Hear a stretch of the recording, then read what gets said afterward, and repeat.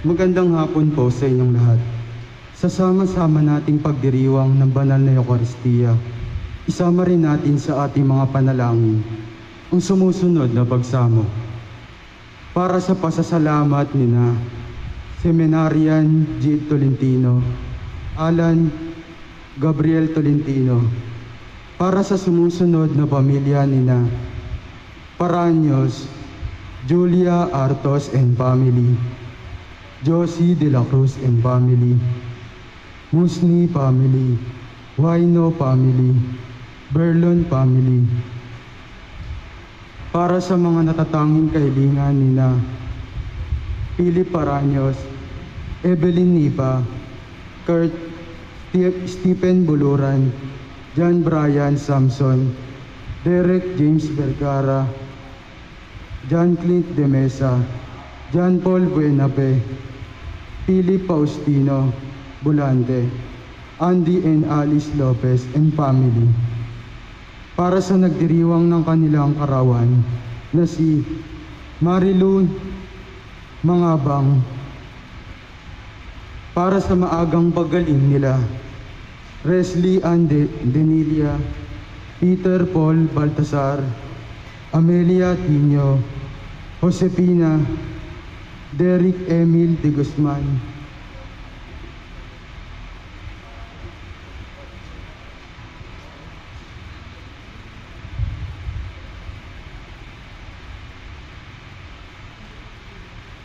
Para sa pasasalamat ni na Diana M. Resurrection, Andre and Mariel Santos and family, Dino Miguel Santos and family. Para sa kaarawan ni Carl Michael Mangabang,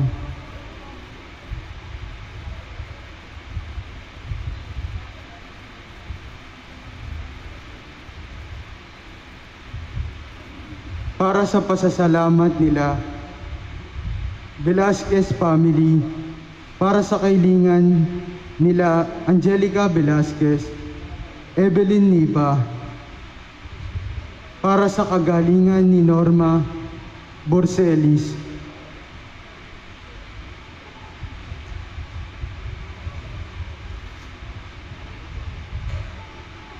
para sa kapayapaan ng kaluluwa ng ating mga kapatid na yumao na sina Atanasio, Iluminada, Amado Sinaida, Jaime Eleonor, Josepina Milo, Agida Mercy Corazon, Romeo Abelina, Gloria Carlos Sr., Maximina Pablito, Rolando Ruben Roger, Roel Florinda Nazario, Leonardo Noel Serapio, Father Adrian, Honorato Basilia, Ramoncito Joel Francis, Alfredo Emma, Marcelito Irenia, Evelyn Delpin Mark Anthony Richmond, Emerito Jose, Marisa Antonia, Abelardo, Jacinto Dionisia,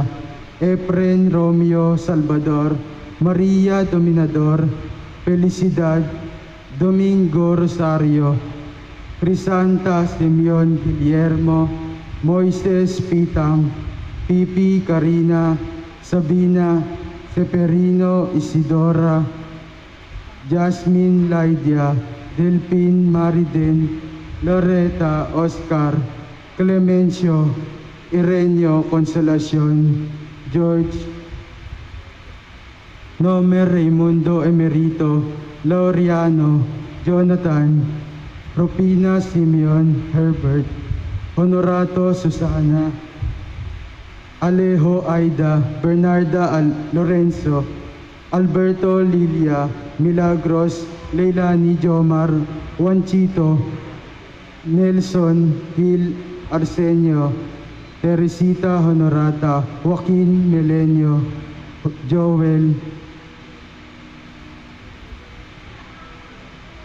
Mauro Rosalina, Susan Augusto, Lolita Pasita, Cheryl, Orlando Lourdes, Mark Angelo Leogarda Praxides, Baby Clo Salvador, Johnson Hiram Monique, Ramon Ramona Benson, Ruben Sr., Levi Joy, Barbara Ibarra Archie, Armando Romano, Dorotea Teodora, Candelaria, Prudencio Sr., Prudencio Jr., Luis Encarnacion, Menandro Norma, Albenia Lea, Jose Pasencia Maria Victor Abe, Emmanuel Norman, Irene, Jeba Marinel, Elois, Manuel III, Francisco Victoria, Socorro Ludovico, Rosita, Angel, Lilian Tomasa, Abelardo Antonia, Benedicto Sr., Hermelito, Filomeno Dionisio Pedro, Maria Juanito, Enriqueta Abelino, Zenando Omon, Patricia Jose, Raquel, Norberta Romy, Belen, Manuel Bernie, Mabel Bernard Bok, Clarita Miriam, Juliana Julito, Pablo Franz Ariel, Sopio Nila, Sopio Otelio, Marina Josepa, Mila Erlinda, Ignacio, Apolinario Danilo, Valentin, Mika Baby Joy Donato, Conchita, Rogelio Reynaldo, Violeta, Mr. and Mrs. Escal, Fernando, Judy Ann, Nelson, Santiago, Ramil, Roselio, Sirius, Jesus, Gloria, Elvira, Edgardo, Danilo, at sa lahat ng mga kaluluwa sa purgatorio. Muli ating isama sa pasasalamat sina Darwin Angelo Gatbunton, Marian Velasquez,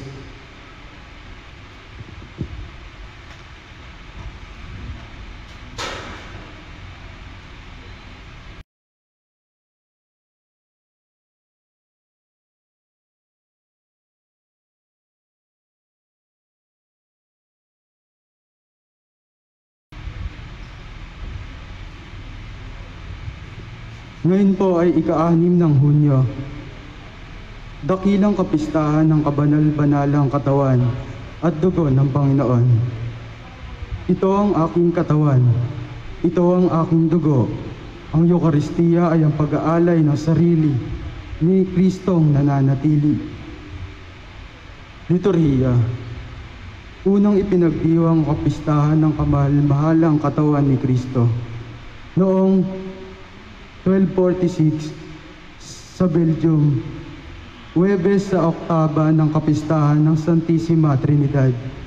Matapos ang ikalawang konsilyo sa Vatikano, ang kapistahang dating magkabukod ay pinag-isa. Ito ngayon ang ating ipinagdiriwang, ang dakilang kapistahan ng kabanal-banalang katawan at dugo ng Panginoon. Turo ng simbahan. Para sa mga Katoliko, ang Eucharistia ay hindi lamang sagisag ng pag-aalay ni Kristo na hindi kasangkot ang katunayan ng kanyang pag-aalay. Bagkus, ang Eucharistia ang presensya ng pag-aalay ng sarili ni Kristo, sapagkat ang sakripisyo ni Kristo ay si Kristo at tunay na naroon si Kristo sa Eucharistia.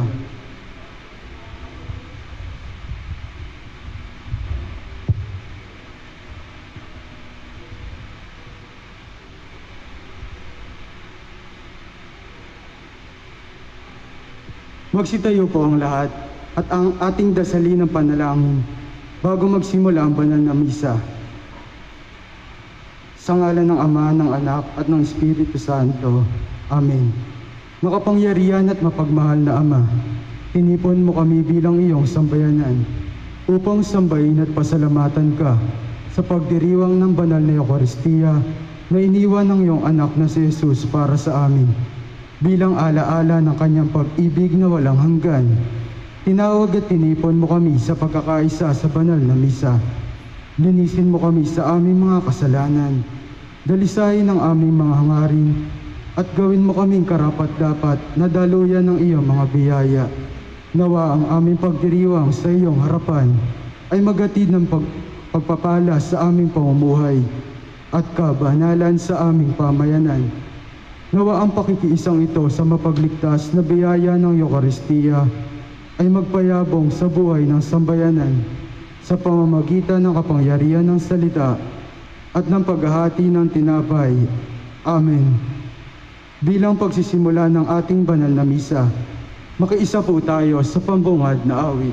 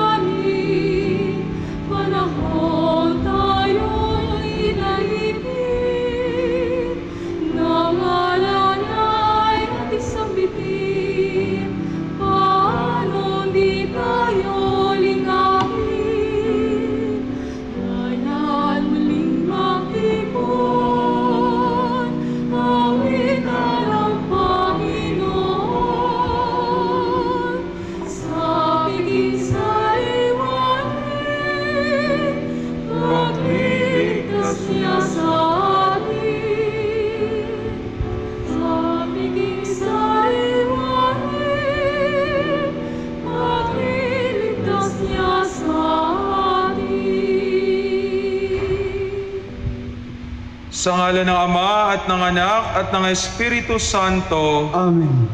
Ang pagpapala ng ating Panginoong Jesucristo, ang pag-ibig ng Diyos Ama, at ang pakikipagkaisa ng Espiritu Santo, naway sumainyong lahat. At sumainyo rin. Mga kapatid, sa linggong ito ay pinagdiriwang natin ang dakilang kapistahan ng kamahal-mahalang katawan at dugo ng ating Panginoong Jesucristo. Upang tayo ay maging marapat gumanap sa ating pagdiriwang, sama-sama nating alalahanin at buong kababaang loob na aminin sa Diyos ang mga pagkakasala na ating nagawa. Tayo pong lahat, inaamin ko sa makapangyarihan Diyos. At sa inyo mga kapatid, naluba akong nagkasala sa isip, sa salita at sa gawa, at sa aking pagkukulang. Kaya isinasamo ko sa mahal na Birheng Maria, sa lahat ng mga anghel at mga banal, at sa inyo mga kapatid, na ako'y panalangin sa Panginoon nating Diyos. Kaawaan tayo ng makapangyarihan Diyos, patawarin tayo sa ating mga kasalanan, at patnubayan tayo sa buhay na walang hanggan. Amen.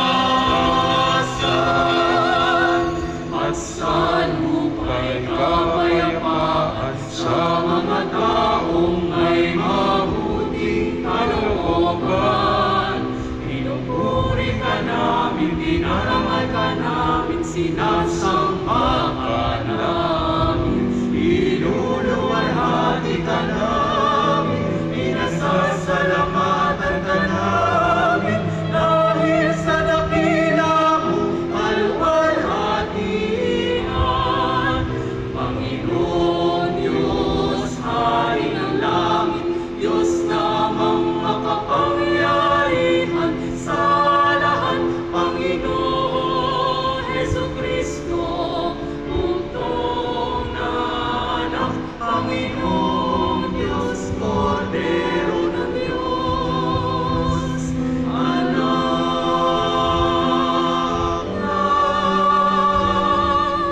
Ama.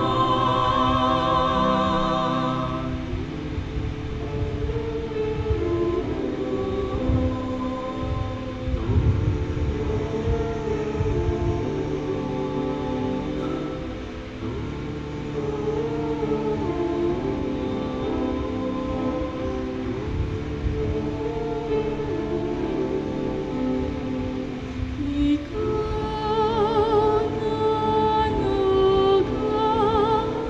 nag-alis ng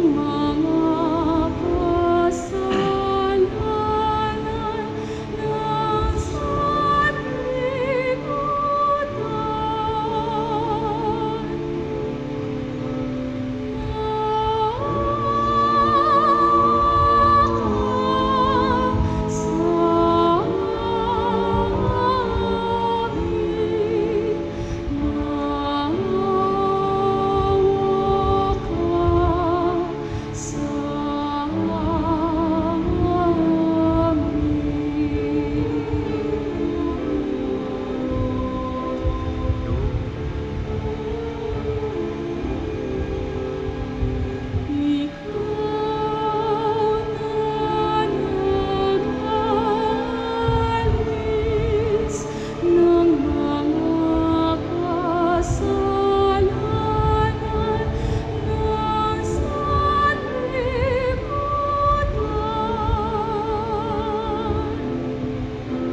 tanggapin mo ang aming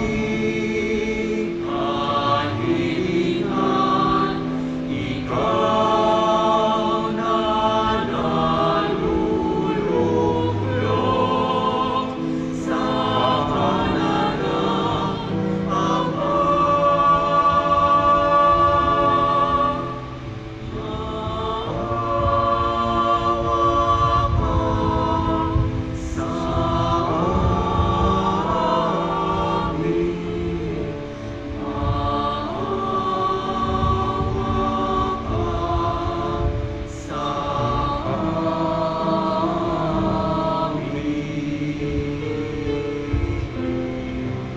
Sapagkat ikaw lamang ang banal, ikaw lamang ang Panginoon, ikaw lamang o Jesucristo, ang kataas-taasan, kasama ng Espiritu Santo sa kaluwalhatian ng Diyos Ama. Amen. Manalangin tayo. Diyos na totoo at tao namang totoo, Panginoon naming Hesukristo, ang huling hapunan ay inilagak mo para kami ay magkasalo-salo sa alaala ng iyong pagmamalasakit ukol sa mga tao. Ipagkaloob mo ang aming kahilingan, ang iyong katawan at dugo ay aming idangal sa pagdiriwang, upang ang dulot mong kaligtasan ay lubos naming mapakinabangan. Kasama ng Espiritu Santo, magpasawalang hanggan. Amen. Pakinggan po natin ang pagpapahayag ng salita ng Diyos. Sa unang pagbasa, isinasalaysay ang pagwiwisik ni Moises sa mga Israelita ng dugo na inihandog na hayop bilang pagtitibay ng tipang kanilang ginawa sa Panginoon. Ang salita ng Diyos mula sa aklat ng Exodo. Noong mga araw na iyon, lahat ng iniutos ng Panginoon ay sinabi ni Moises sa mga Israelita. Ang mga ito na may parang iisang taong sumagot. Lahat ng iniuutos ng Panginoon ay susundin namin. Isinulat ni Moises ang lahat ng utos ng Panginoon. Kinabukasan, maagang-maaga siyang nagtayo ng altar sa paanan ng bundok. Nagtayo rin siya ng 12 bato na kumakatawan sa 12 lipi ni Israel. Pagkatapos, inutusan niya ang ilang kabataang lalaki na magdala sa altar ng mga handog na susunugin. Sila rin ang inutusan niyang pumatay ng mga hayop na gagamiting handog sa pakikipagtipan sa Panginoon. Ang kalahati ng dugo ng pinatay na hayop ay inilagay niya sa malalaking mangkok at ang kalahati ibinuhos niya sa altar. Kinuha niya ang aklat ng tipan at binasa ng malakas. Sabay-sabay namang tumugon ng mga Israelita. Susundin namin ang lahat ng utos ng Panginoon. Pagkatapos, kinuha ni Moises ang mga mangkok ng dugo at winisikan ang mga tao. Sinabi niya, ang dugong ito ang siyang katibayan ng pakikipagtipang ginawa sa inyo ng Panginoon sa pagbibigay sa inyo ng kautosang ito. Ang salita ng Diyos. Salamat sa Diyos. Salmong tugunan. Sa Panginoong tumubos, kalis ng inumi handog. Sa Panginoong tumubos, kalis ng inimuhay andog. Sa Diyos ko't Panginoon, anong aking ihahandog? Sa lahat ng kabutihan na sa akin ay kaloob. Ang handog ko sa dambana ay inumin na masarap, bilang aking pagkilala sa ginawang pagliligtas. Sa Panginoong tumubos, kalis ng inumay handog. Masakit sa kalooban ng paon kung may papanaw. Kahit ito ay iisa, labis siyang magdaramdam. Katulad ng aking ina, maglilingkod akong lubos. Yamang ako'y iniligtas, hinalinga at tinubos. Sa Panginoong tumubos, kalis ng inimihay andog. Ako ngayoy maghahandog ng haing pasasalamat. Ang handog kong panalangin sa iyo ko ilalagak. Sa templo sa Jerusalem ay doon ko ibibigay. Ang anumang pangako kong sa iyo ay binitiwan. Sa Panginoong tumubos, kalis ng inimihay andog.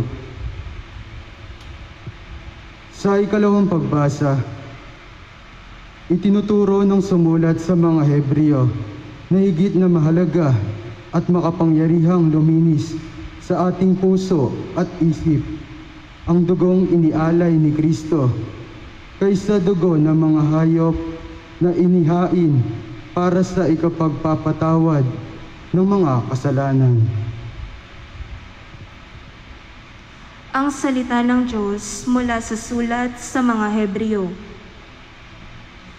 Mga kapatid, dumating na si Kristo, ang dakilang saserdote ng bagong tipan.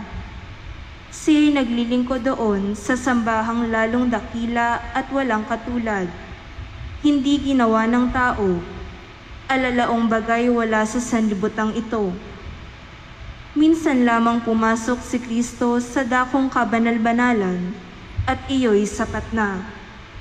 Hindi dugo ng mga kambing at bisirong baka ang kanyang dalang handog, kundi ang sariling dugo sa ikapagpapatawad ng mga kasalanan natin. Ang dugo ng mga kambing at mga toro at ang abo ng dumalagang baka ay iwiniwisik sa mga taong itinuturing na marumi. Sa gayon, sila'y nagiging malinis ayon sa kautusan. Ngunit higit na di hamak ang magagawa ng dugo ni Kristo.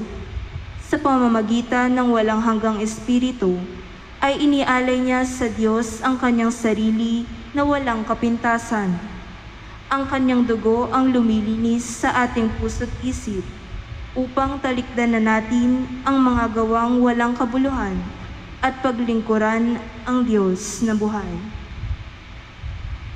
Ang salita ng Diyos. Salamat sa Diyos.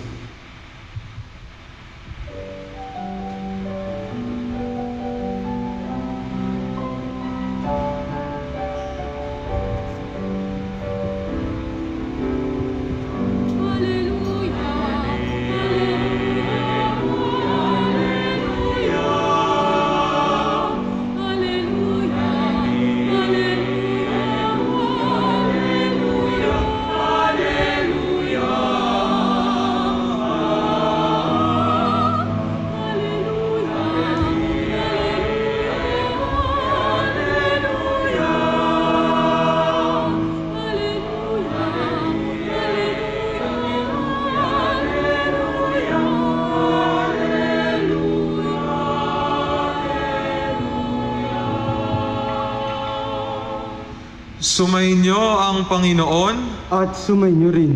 ang mabuting balita ng Panginoon ayon kay San Marcos. Papuri sa iyo, Panginoon. Unang araw ng pista ng tinapay na walang lebadura, araw ng pagpatay ng kordero para sa Paskwa. Tinanong si Jesus ng kanyang mga alagad, "Saan po ninyo ibig na ipaghanda namin kayo ng hapunang Pampaskwa?" Inutusan niya ang dalawa sa kanyang mga alagad, "Pumunta kayo sa bayan. May masasalubong kayong isang lalaki na may dalang isang bangang tubig. Sundan ninyo siya sa bahay na kanyang papasukan at sabihin ninyo sa may-ari, 'Ipinatatanong po ng guro kung saang silid siya maaaring kumain ng hapunang Pampaskwa,' kasalo ng kanyang mga alagad. At ituturo niya sa inyo ang isang malaking silid sa itaas na merong kagamitan. Doon kayo maghahanda para sa atin." Nagtungo sa bayan ang mga alagad at natagpuan nga nila roon ang lahat, gaya ng sinabi niya sa kanila. At inihanda nila ang hapunang Pampaskwa. Samantalang sila'y kumakain, dumampot ng tinapay si Jesus. At matapos magpasalamat sa Diyos, ay kanyang pinaghati-hati at ibinigay sa mga alagad. "Kunin ninyo ito ang aking katawan," wika niya. Hinawakan niya ang kalis at matapos magpasalamat ay ibinigay sa kanila at uminom silang lahat. Sinabi niya, "Ito ang aking dugo ng tipan, ang dugong mabubuhos dahil sa marami. Sinasabi ko sa inyo, hindi na ako iinom ng alak na mula sa ubas hanggang sa araw na inumin ko ang bagong alak sa kaharian ng Diyos." Umawit sila ng isang himno at pagkatapos nagtungo sa bundok ng mga Olibo. Ang mabuting balita ng Panginoon. Pinupuri ka namin, Panginoong Hesukristo. Isang magandang hapon po sa inyong lahat. Ang bawat isa sa atin ay merong magandang karanasan sa hapagkainan. Sa ating mga Pilipino, espesyal sa atin yung pagtitipon-tipon sa kainan. Konting kibot, kain. Konting kwentuhan, kain. Merong na-achieve sa buhay, na-promote sa trabaho, nakapasa sa exam, kain.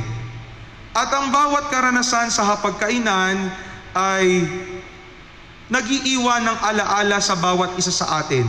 Dahil sa hapagkainan, dito lumalalim ang pagkilala sa bawat isa Dito tayo natututo at higit sa lahat, sa karanasan sa hapagkainan, kung minsan dito natin naibubukas ang ating sarili sa iba, dito tayo nagkakilala.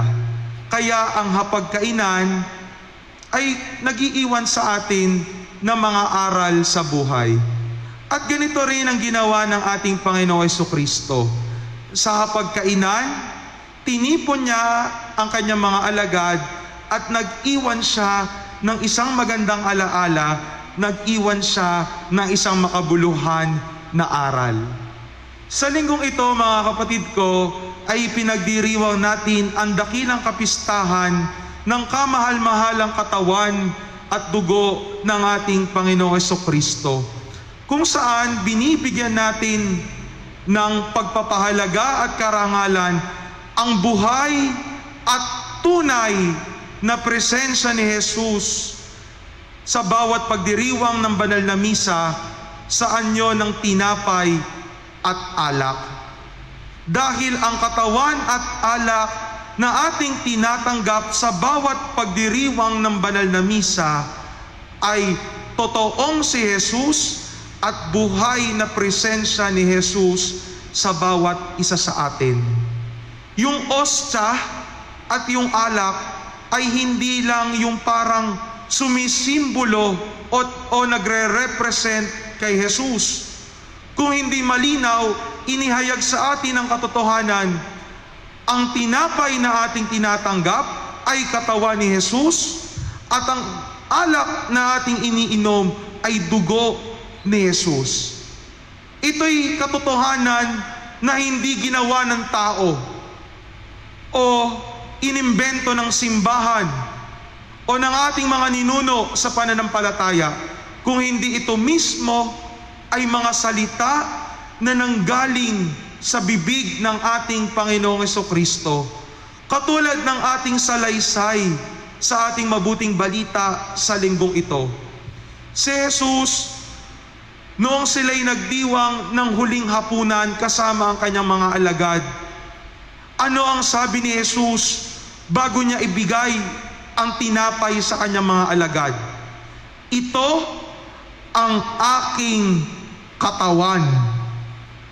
Hindi niya sinabing ito'y parang aking katawan, o ito yung medyo aking katawan, o ito'y tanda ng aking katawan. Ang sabi ni Jesus, ito ang aking katawan, ito ang aking dugo. Tinapay na nagbibigay buhay at ang kalis na nagkakaloob ng kaligtasan. Kaya nga mga kapatid ko, sa bawat pagdiriwang natin ng banal na misa, ito ang ating inaalala. Kung paanong si Jesus ay nag-iwan ng magandang alaala sa bawat isa sa atin. Ipinagdiriwang natin ang kanyang pag-ibig, ipinagdiriwang natin ang kanyang pakikipagtipan, at higit sa lahat, ipinagdiriwang natin kung paano tayo iniligtas ng ating Panginoong Jesucristo sa pamamagitan ng pagdanak ng kanyang dugo, pag-aalay ng kanyang buhay para sa kapakanan ng bawat isa sa atin. Every celebration of the Eucharist is a remembrance of the covenant that God has given to us. At mga kapatid ko, ano ba yung pakikipagtipan? Ano ba tong tipan na iniwan sa atin ni Jesus? Ang ating unang pagbasa at ikalawang pagbasa ay nagbibigay sa atin ng larawan kung ano nga ba ang kahulugan ng pakikipagtipan. Sangayon sa ating unang pagbasa mula sa aklat ng Exodo, dito narinig natin kung paano inihayag ni Moises ang batas ng Diyos sa bayang Israel. At yung bayang Israel, naging malinaw sa kanila, oo, tutugon kami sa kahit anumang utos na ibinigay sa amin ng Panginoon. At bilang tanda ng pakikipagtipan, kumuha si Moises ng dugo ng mga hayop. At itong dugo ng mga hayop ay iniwisik sa altar at iniwisik sa mga tao. pakikipagtipan sa pamamagitan ng dugo. Yung dugo ay simbolismo ng buhay. Pagka nawalan ka ng dugo, maaari kang mamatay. Pag nagkulang ka ng dugo, manghihina ka. Ang dugo ay sumisimbolo sa buhay. At ang dugo na siyang nagtibay sa tipan ng Diyos at ng bayang Israel ay nagpapakita sa atin na ang pakikipagtipan ay pinagsasama ang buhay ng Diyos at ang buhay ng tao. Sa pakikipagtipan, nagiging isa ang buhay ng Diyos at buhay ng tao. Ang bawat pakikipagtipan ay laging two-way traffic. Hindi pwedeng isang partido lang. Laging dalawang partido na sumasang-ayon. Ibinigay ng Diyos ang kanyang utos, tumugon ang tao ng pagsunod, at ito'y pinagtibay ng dugo ng hayop. Ngunit alam naman natin, ang bayang Israel sumuway sa pakikipagtipan sa Panginoon. Sumamba sila sa Diyos-Diyosan, nagkasala sila, sinubok nila ang Panginoon, tumalikod sila sa Diyos. Sa makatuwid, sumira sila sa pakikipagtipan sa Panginoon. Ngunit ang Diyos hindi sumuko sa tao. Katulad ng sinasabi sa ating ikalawang pagbasa, si Jesus, ang Diyos na nagkatawang tao, ay nakipamuhay sa atin. Dumanak ang dugo sa Kanya sa pamamagitan ng Kanyang pag-aalay ng buhay sa krus. At ang dugong ito ay nagbunga ng kapatawaran sa ating mga kasalanan. Minsanan lang nangyari ang pag-aalay ni Jesus ng dugo, pero ang bunga nito ay pagmagpakailanman. Nilinis ni Jesus sa pamamagitan ng Kanyang dugo ang kasalanan ng tao. Ang dugo ni Jesus ay dumanak dahil sa pag-ibig. At ito'y naging bagong tipan na siyang inaalala natin sa bawat pagdiriwang natin ng banal na misa. Sa makatuwid, mga kapatid ko, kapag tayo'y nagdiriwang ng banal na misa, ating ipinagdiriwang ang dakilang pag-ibig ng Diyos. Pag-ibig na kayang gawin ang lahat para sa minamahal.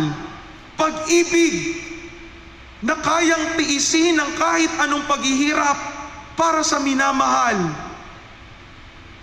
Pag-ibig na kailanman ay hindi iniwanan ang minamahal sa kabila ng kapintasan, sa kabila ng kahinaan, sa kabila ng kasalanan.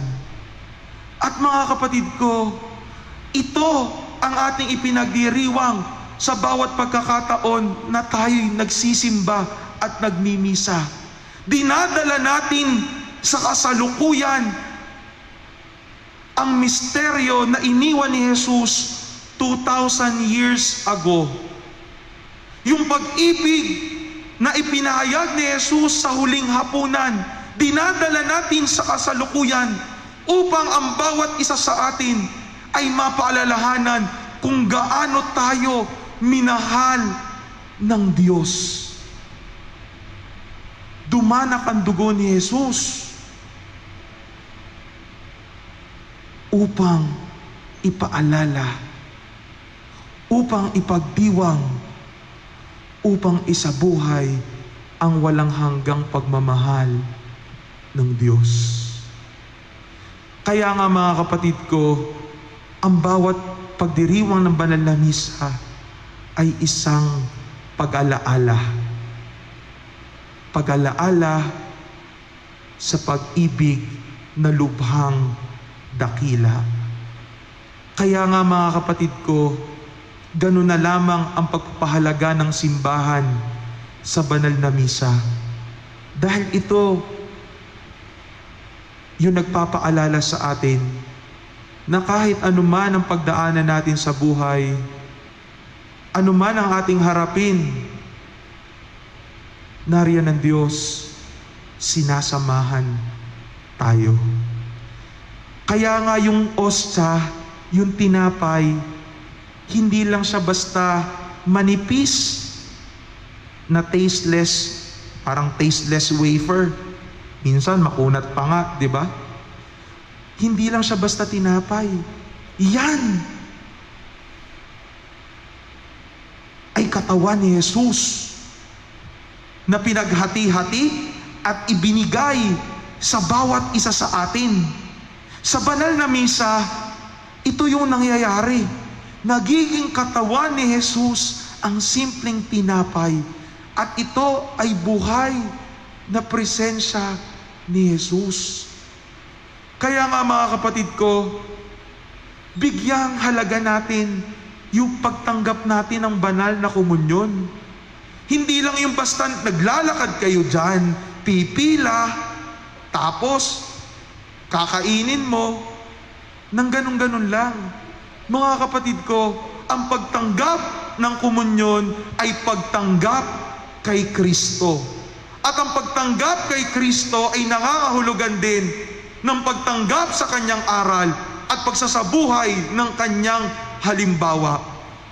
Katulad nga ng sinasabi ni Saint Augustine, we become what we receive.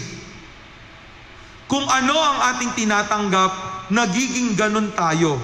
Halimbawa sa pagkain. Pagka kumain ka ng hindi masustansyang pagkain, ano nangyayari? Maaari kang magkasakit. Nasobrahan ka sa samgyupsal, masyadong mamantika, ano mangyayari? Baka ma-high blood ka. Nasobrahan ka sa milk tea, masyadong matamis, ano mangyayari? Baka ma-diabetes ka. Di ba? Pero kung ikaw ay kumakain ng masustansyang pagkain, lulusog ka. Tulad mo po, Father, masyadong malusog. Hindi, joke lang. Diba? Pero kumakain ka ng malusog, kumakain ka ng masustansya, ikaw ay magiging malusog. At ganoon din sa ating buhay pananampalataya.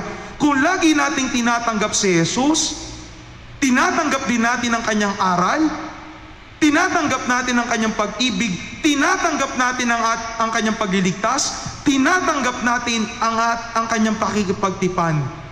Nang sa gayon, kapag tinanggap natin si Jesus, ang bawat isa sa atin ay nagiging presensya niya kung nasaan man tayo. Kung paanong tinatanggap natin si Jesus, sana tayo rin ay maging buhay at tunay na presensya ni Jesus sa ating pang-araw-araw na pamumuhay. Ang kabanalan ay hindi nasusukat sa loob ng simbahan. Yung paluhod-luhod, patingala-tingala. Ang tunay na kabanalan ay yung kaya mong maging saksi at kaya mong panindigan ang pagmamahal mo kay Jesus sa iyong pang-araw-araw na pamumuhay, may nakatingin man o wala. Mga kapatid ko, sana sa bawat pagkakataon na tayo tumatanggap ng banal na komunyon, maging bukas tayo kay Jesus. Maging bukas tayo sa kanyang pag-ibig. Maging bukas tayo sa kanyang pagliligtas. Maging bukas tayo sa kanyang pakikipagtipan. Nang sa gayon, makatulad tayo ni Jesus. At sa ating pang-araw-araw na pamumuhay, tayo rin ay maging tanda ng pag-ibig ng Diyos sa ating kapwa. Amen.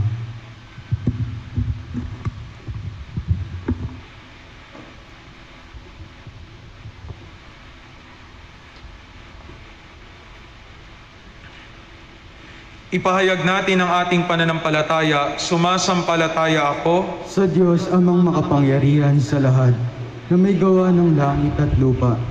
Sumasampalataya naman ako kay Jesucristo, isang anak ng Diyos, Panginoon nating lahat.